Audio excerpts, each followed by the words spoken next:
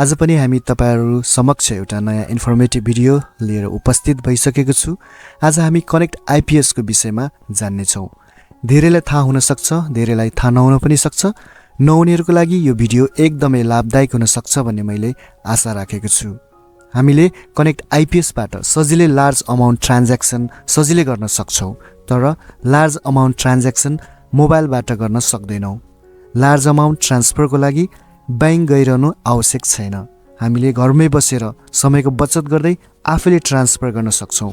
अब हामी कम्प्युटरको स्क्रिनमा आएर कुनै ब्राउजरलाई ओपन गर्छौं र म चाहिँ फायरफक्स ओपन गर्न गइरहेको छु। यो सर्च बक्समा चाहिँ आईपीएस कनेक्ट भनेर आईपीएस लगइन भनेर चाहिँ सर्च गर्नुहोस्। अब म सर्च गर्छु र तपाईहरुले देख्न सक्नुहुन्छ कनेक्ट आईपीएस अनि त्यसलाई चाहिँ म क्लिक गर्छु र तपाईहरुले चाहिँ यसरी देख्न सक्नुहुन्छ एउटा डायलग बक्स खुलेर आएको छ। यहाँ चाहिँ तपाईको युजर नेम अनि पासवर्ड चाहिँ दिएको छ। अब युजर नेममा तपाईले आफ्नो युजर नेम हाल्नुपर्ने हुन्छ अनि पासवर्डमा तपाईले राख्नु भएको गोप्य अंकको पासवर्ड हालेर चाहिँ तपाईहरुले चाहिँ लगइन गर्नुपर्ने हुन्छ। अब म चाहिँ लगइन गर्न गइरहेको छु। अब यसरी खुलेर आएको छ र अब तपाईहरुको कतिमा चाहिँ अब यसरी नखुल्न सक्छ, ओटीपी पनि माग्न सक्छ। तपाईलाई जुन चाहिँ ओटीपी चाहिँ तपाईले चाहिँ जुन कनेक्ट आईपीएस बाट बनाउनु भएको हो त्यो नम्बरमा चाहिँ तपाईलाई चाहिँ 6 डिजिट्सको ओटीपी जान्छ। त्यो ओटीपी चाहिँ तपाईहरुले चाहिँ राखेर चाहिँ लगइन गर्नुपर्ने हुन्छ। अनि त्यसपछि तपाईहरुको मोबाइलमा पनि तपाईहरुको कम्प्युटर स्क्रिनमा पनि यसरी नै खुलेर आउँछ।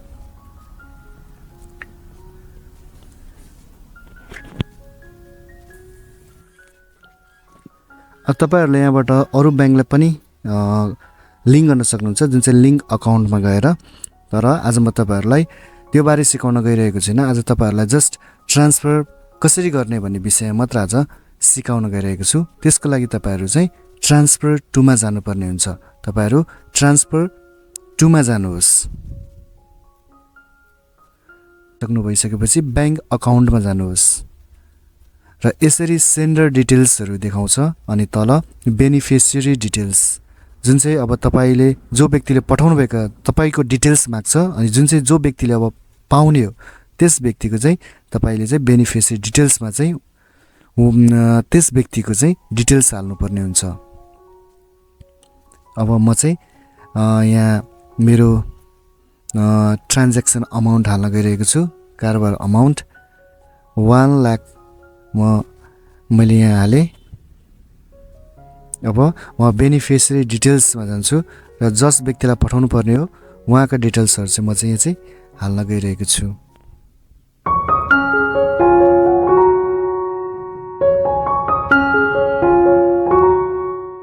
तपाईले अकाउन्ट नम्बर लेख्न पर्ने हुन्छ अनि अकाउन्ट नेम अनि जो व्यक्ति हो जसले प्राप्त गर्दै हुनुहुन्छ पैसा उहाँको नाम लेख्नुहोस् अनि उहाँ खाता नम्बर अनि त्यसपछि कुन बैंकमा हो हैन उहाँले खोल्नु भएको खाता कुन बैंक हो तपाईले चाहिँ बैंक नेम चाहिँ सिलेक्ट गर्नुपर्ने हुन्छ।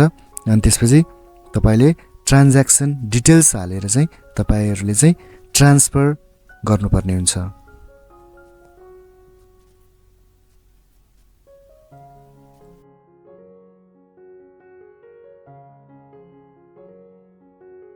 मैले सबै डिटेल्स हालिसके। अब म चाहिँ मेरो ट्रान्ज्याक्सन डिटेल्स हालेर चाहिँ अब म चाहिँ ट्रान्सफर गर्छु।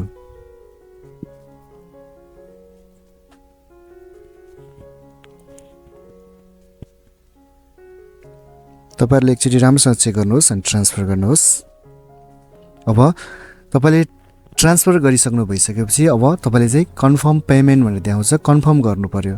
अब तपाईले देख्न सक्नुहुन्छ तपाईको सेन्डर डिटेल्स र तपाईको तलको बेनिफिसियरी डिटेल्स।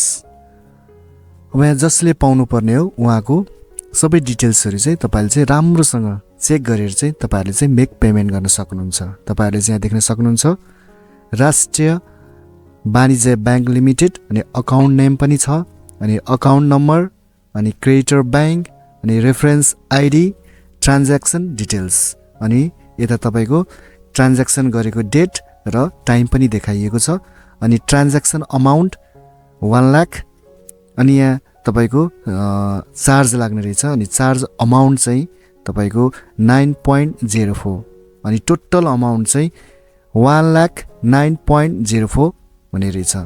अब तपाईहरुले यसरी राम्रोसँग एकचोटी चेक गर्नुहोस्।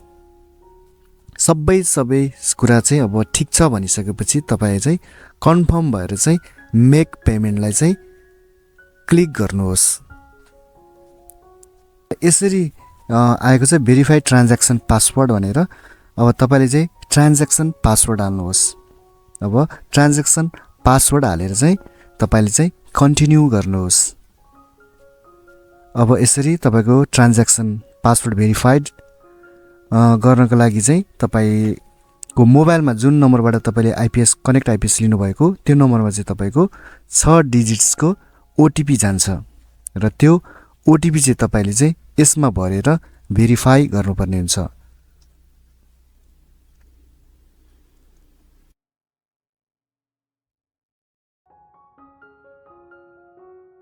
यहाँ चाहिँ 6 डिजिट्सको ओटीपी भरेर चाहिँ म भेरिफाई गर्छु।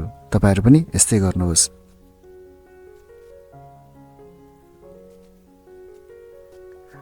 ल यो चाहिँ ट्रान्ज्याक्सन सक्सेस भएको छ।